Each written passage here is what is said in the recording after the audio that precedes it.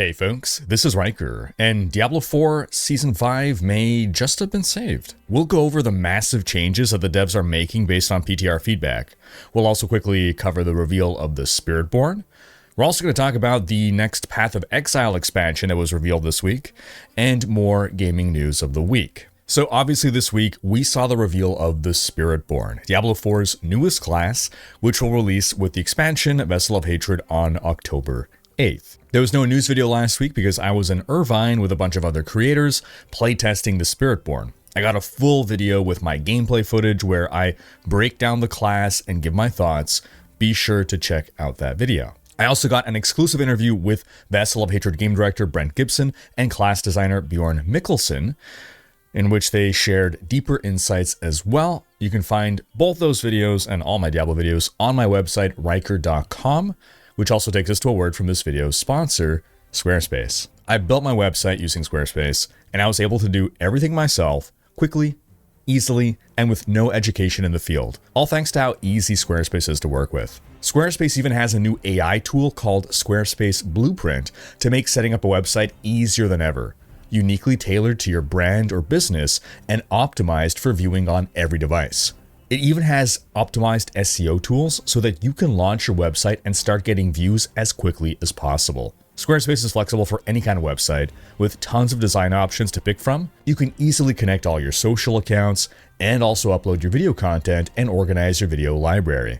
You can sell products or services and offer flexible payment options, including buy now and pay later plans with Afterpay and ClearPay. Basically, if you want to build a website, I recommend Squarespace. So head to squarespace.com/Rhykker or click the link in the description to start your free trial and use code Rhykker to get 10% off your first purchase of a website or domain. That's squarespace.com/RHYKKER and use code Rhykker. We got the Spiritborn publicly revealed this week. It's a martial artist that calls upon 4 animal spirits: the jaguar, the eagle, the centipede, and the gorilla. And it feels like we're in the year 2016 all over again because the gorilla spirit is bringing out all the Harambe memes. A lot of people were disappointed that the class was not a paladin, even though the devs have made it clear since 2023 that the next class would not be a paladin. It would not fulfill shield gameplay fantasy. Paladin fans would not have their burning desires satisfied by this class. My personal belief is that the next class after the Spiritborn will be a shield bearer with auras, whether it's called the Paladin or something else. Something reflavored is to be seen. Just my theory. But in the meantime, I'm really happy that we're getting the Spiritborn. I think it's a great contribution to the Diablo franchise. I think it's the best designed D4 class yet from a game mechanic standpoint, and I can definitely see myself maining this class. Also, for Paladin and Crusader fans, it actually looks like the Spiritborn has a few skills reminiscent of these two classes. It has a falling sword analog, it has a shield throw analog, it seems, and possibly even some kind of hammered-in spinning projectile analog, or at least that's what it looked like from some of the gameplay clips that they showed. I don't expect this to be a major playstyle. The class is still very much focused on melee, but who knows what'll be possible. I mean, we have a hammered-in druid with a spinning boulder in his hurricane, so, you know. Also, the Spiritborn skill tree seems better developed than the other classes. And while I didn't consider it at the time, that makes me wonder whether the other classes in the expansion are going to have their skill trees updated to be more in line with the Spiritborns. I'm not going to say it's a complete overhaul, but there definitely were more options, more branches, more ways to path through the different passives in the Spiritborn skill tree. And while superficially the Spiritborn seems like a jungle monk, when it comes down to how you put a build together, the Spiritborn is something completely new and unique. It feels like the most versatile, customizable class with lots of options to mix and match abilities. I'm expecting that when Season 6 launches with Vessel of Hatred, most players are probably going to be running a Spiritborn. Now, outside of the Spiritborn reveal, we also got this week news of more updates coming for Season 5. Last we left off with Season 5 PTR, it was introducing some great quality of life changes. It was adding a new wave-based game mode, the Infernal Hordes, that I conceptually really liked. I like the idea of it. But there were a number of issues with it that had me concerned about how successful it would be within the game amongst players. Also, sorcerers were looking like they were going to be in a really bad spot in Season 5. Well, the devs shared a preview with some creators about a huge list of changes that they'll be making before the patch goes live. And this may just save the season. Wowhead has collected what has been shared publicly by creators. You can follow the link below to see all the granular details there. I was also in this presentation. I also got a glimpse of what is coming. But we can expect a full reveal from the devs themselves in the coming weeks. So first off, profane mine cages. Previously, this was just a Season 4 item. They were going to be gone in Season 5. But now the devs have decided, okay, we're going to add this permanently to the game now. And you can stack a profane mine cage up to 3 times. So you can stack 3 profane mine cages, the effects stack, so it's even more buffs to the monsters in your Helltide now. Great change. Then, enchanting items will no longer cost Angel Breath. I know this is going to be a very popular change. A less popular change for some, but something that I believe is needed for the game. The overpowered Barbarian, he is getting significant nerfs. Among other changes, the Keystone passives are getting gutted. They're losing like about half their power on average, sometimes even more. And that's not the only changes being made to try to bring balance to the 4 other classes. They're actually changing how main stat scales damage now.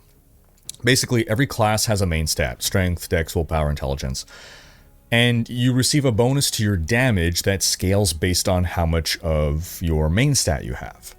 Well, now, the change they're making with Season 5, for Necros, Sorcerers, and Druids, they're going to get 20% more damage per point of main stat than Barbarians get.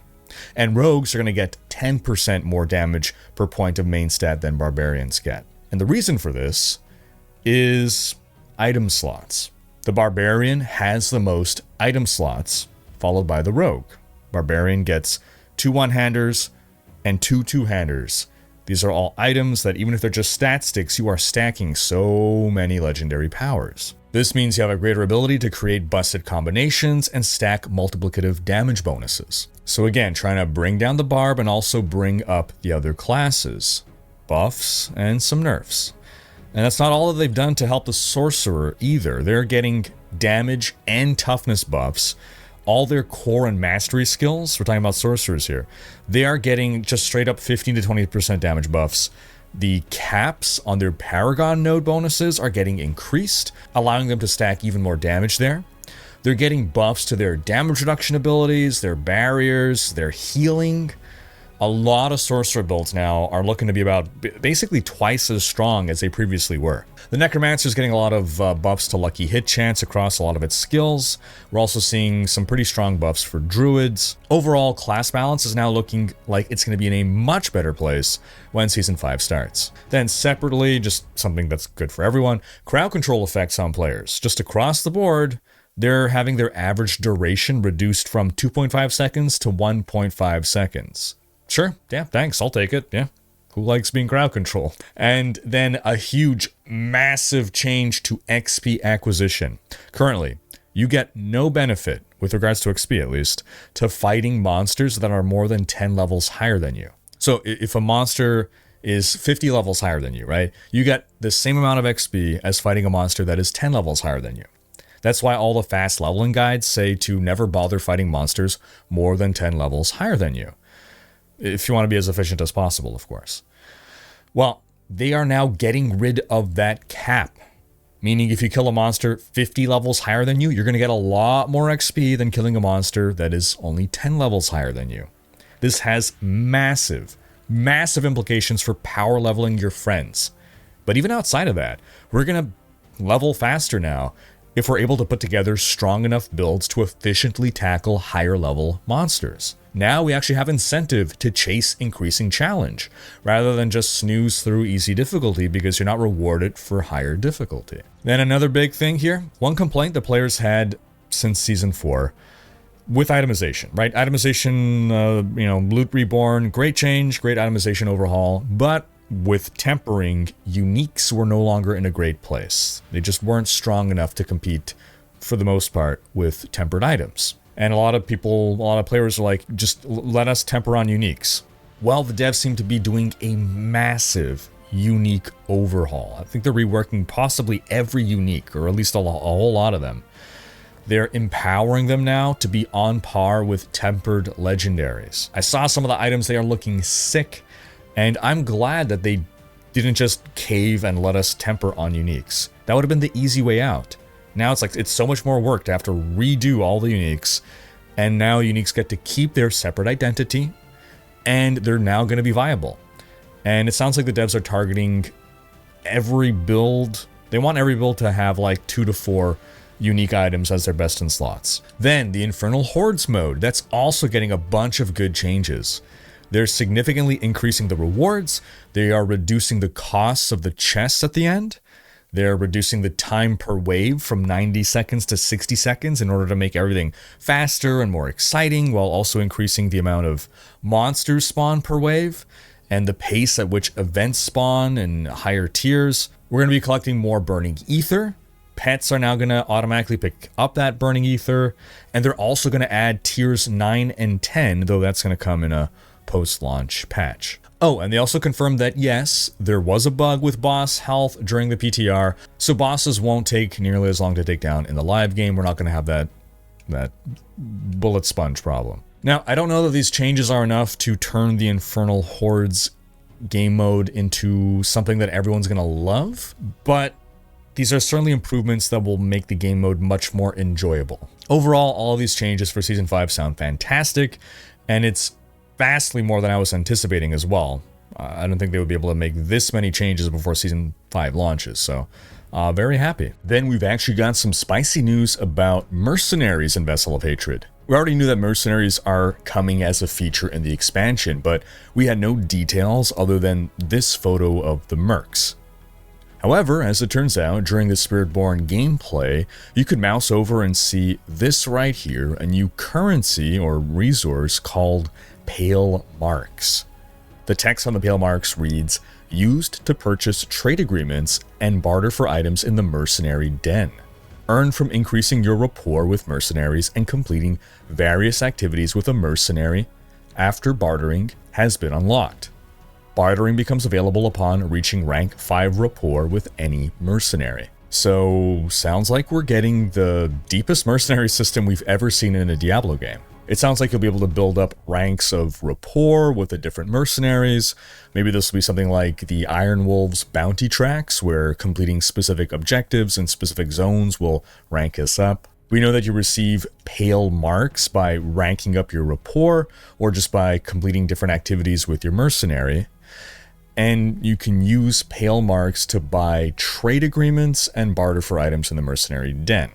Now you can interpret this in 2 different ways. Either you use Pale Marks to buy trade agreements, and you also use them to barter for items in the mercenary den, or you buy Pale Marks with trade agreements, and then with trade agreements you barter for items in the mercenary den. Basically, either there's 2 things that you can use these Pale Marks for, or 1 thing that converts it into something to then use for bartering. And if I'm to take the term barter literally, that means to buy things without money, but by exchanging things, right? Something for another thing. So maybe it's that you buy the trade agreements, and then the trade agreements are used to barter with whomever NPC in the mercenary den. It does seem kind of weird to have this middle step. You use a currency to buy another currency to barter with. But just a crazy idea. What if it's something like a crafting system? Like the Horadric Cube, for instance. Stay with me here. This is going to get a bit abstract, but imagine a trade agreement is a crafting recipe. Like, you can buy a trade agreement that'll let you upgrade a white item into a random unique of the same type. Or here's a trade agreement to re-roll fully an item. Like it's dropped fresh again. Same, all the stats are re-rolled. So you buy a trade agreement, and then you barter in the mercenary den. Imagine it's like some NPC vendor who's currently selling a selection of items. Let's say you see, oh, he has a white helm for barter. So you give him that trade agreement to upgrade a white item into a random unique. You select that white helm that he has, and then boom, it consumes your trade agreement. and gives you an Andariel's Visage. This is probably not the way things are going to work. It's probably just going to be some place to buy mercenary gear. And that's not the only new currency that we saw. We also see Citadel coins as a new currency. That's tied to the Dark Citadel, that kind of co-op dungeon raid event. Seems there's going to be a special vendor in there. Now onto Path of Exile news, because wow, the team just revealed what may be the second biggest expansion yet, with the first being when they just out of nowhere dropped a ton of new acts. Settlers of Kalgur is looking really exciting. It's not Boat League, not really. There's actually so much more. It's strategy game town management league. You get a little village to run. You start off with just a tavern and a field, and then you can, over time, upgrade this village with more buildings, improve the buildings. You hire NPCs to run things, all that kind of stuff. You'll find different resources that you can mine in the world, but it's done in a very ARPG way. You're not like chopping down trees or anything. You basically find a resource node of some kind, and it's being guarded by a bunch of monsters, not unlike other, Path of Exile League mechanics in the past. And then you gotta eliminate all those monsters, and once they're all dead, then the node is automatically tagged to send your miners to work. They're also introducing gold as a currency in Path of Exile 1. We already knew that they were adding gold in PoE 2. Seems they just couldn't wait. So you're going to use gold to hire and pay your NPCs. Different NPCs will have different skills and different wages you must pay them. So throughout the league, you'll be looking to hire the best employees. You can hire and fire your miners and other NPCs as you please, and miners will be collecting resources in real time, whether you're logged in or not. So you can set your miners to work, you can log off for the night, and when you log back in tomorrow, you're going to have a bunch of resources. You can speed up your mining time by hiring more miners, or better miners, or upgrading their gear. And you're going to use all these resources that they're bringing you to upgrade your town and to build more facilities. You're going to upgrading your tavern, for instance, will give you access to hire better NPCs. You can invest in building a farm to produce food. It's not clear what food's going to do, but presumably it'll be some kind of buff or something. You'll also want to build a harbor, very important part, actually key part of the league mechanic. That's going to enable you to establish shipping routes, which is a whole thing on its own. Different shipping routes will have different levels of risk. And these shipping routes, it's literally for ships. So this is where the boat league part comes in. You're going to send out a ship. It's going to take a while to reach a destination. You're going to first pick where it's going, and different destinations will have different levels of risk. Pirates or storms might destroy your ship or whatever. But you can hire specialized NPCs who will then reduce the risk level to allow you to take these riskier routes at less risk. And just like mining, these all happen in real time, whether you're logged in or not. You're going to get a notification once your shipment has returned, and you're free to collect the rewards at your leisure. And the rewards are looking actually crazy. Like, the ship can come back with a ton of currency items or other valuable stuff. Also in your town, you can actually build special map devices and hire NPCs to run maps for you. Yes, you can literally automate running maps. You can pop a bunch of maps in a queue, and your NPCs are just going to run them. Now, every map does have a chance of failure. Your NPC, can just die. So there's maps you're going to want to run yourself. You're not going to want to chance it. And any of your NPCs can die, by the way. So you want to take care of them. Different things can lead to their deaths. Some NPCs maybe you won't care about. You're going to just toss them in as fodder. Other NPCs might be more valuable. You won't want them to die. Also in your town, you can build a rune smithing table, which is going to allow you to engrave runic magic onto your weapons. That's a new crafting thing where there's like 100 different special crafting recipes here.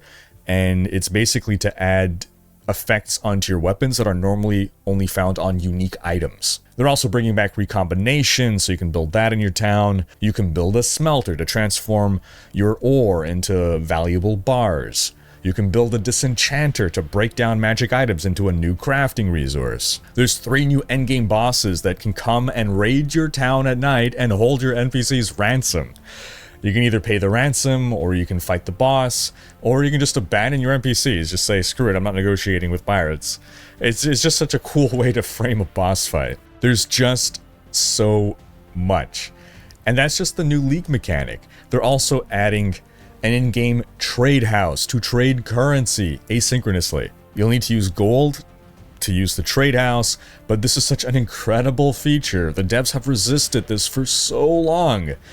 I think actually it was thanks to the pressure from last epoch that has in-game trade and in-game trade house, and also probably from seeing people complain about the lack of an in-game trade house in Diablo 4. I think that's finally encouraged the devs to experiment with an in-game trade house in PoE. And I think they're also suggesting that if this goes well, they may be open to allowing for more trade, more than just currency in the future. We'll see. In the past, the devs always said that they felt there should be some friction to trading. That's what kept it balanced. And so the kind of frustrating experience of having to go to external sites and find someone to message, and then you message them and they don't reply and all that's what kept trading balanced. That was the friction inherent in the system.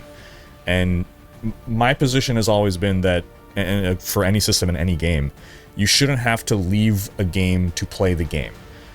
Anything that you normally have to go out of game for, that should just be a feature in the game. So being able to conduct these kind of trades now without having to tab out and go to some trade site or a Discord server or whatever, such a welcome change. In fact, in general, this patch, this expansion, this league is bringing so many quality of life improvements and a ton of other changes too. You can also use gold now to respec your passives. This is also huge. The higher level you are, the more gold it'll cost you. I've always advocated in PoE for easier respec for lower level characters.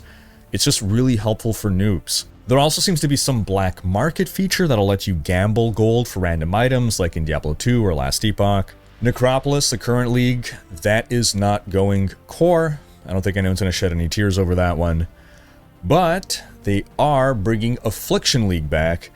In tier 16 and 17 maps, you can run into the Wildwood again. There's not going to be Wildwood Ascendancies, though. They're reworking the Bandit quest rewards. Now, you can get plus 15% all resist if you help Alira, plus 40 max life if you help Oak, and plus 8% move speed if you help Creighton. Yeah, 8% move speed. Historically, most builds just went with a kill all reward, but now it seems like an actual option to consider these other things. Previously, you'd only consider the other options in like very niche builds, and those builds are going to they're going to feel the loss of those other options, but overall I do think this is going to help the diversity in choice. They're also changing Magic Find. They're removing item quantity bonuses from all character items. Now you'll only find quantity on unique items. They're removing the Raider Ascendancy altogether, swapping it out for a new Ascendancy, Warden, which will be similar to what it was during the Affliction League. It focuses on elemental stacks, it grants Bark Skin to mitigate physical damage, and it specializes in tinctures, which are now core items in the game. They're doing a big melee rework, big balance overhaul, endgame improvements, campaign improvements. There's just so much content. Overall, the patch notes are the longest ever, clocking in at 30,000 words. Honestly, I think this is the most excited I've been for a PoE expansion yet. It almost feels like PoE 1.5, and it's going to release next Friday, July 26th. We're going to round out the news with some quick Overwatch 2 news. They're releasing a new hero, Juno, or at least they've revealed her. She's a highly mobile support that uses a machine pistol to hurt enemies and heal allies. She can glide through the air. She can deploy a portal that'll give your teammates a speed boost, like Lucio. Her ult is an orbital ray that heals allies and boosts their damage. And she can also launch lock-on torpedoes that either hurt enemies or heal allies over time. Back when I played Overwatch, I was a Lucio main, but I feel like Juno is who I would want to swap to. I love her extra mobility, I love that the heal's a skill shot, and she's currently available for testing for a limited time from July 19th to the 21st, so you can log in and try her out. Because that's going to wrap up this video, but do be sure to check out, again, my Diablo 4 interview, as well as my hands-on impressions of the Spiritborn. Thanks for watching, special thanks to my supporters. If you enjoyed this video, give it a thumbs up and subscribe to join Rhykker's Raiders for more gaming content.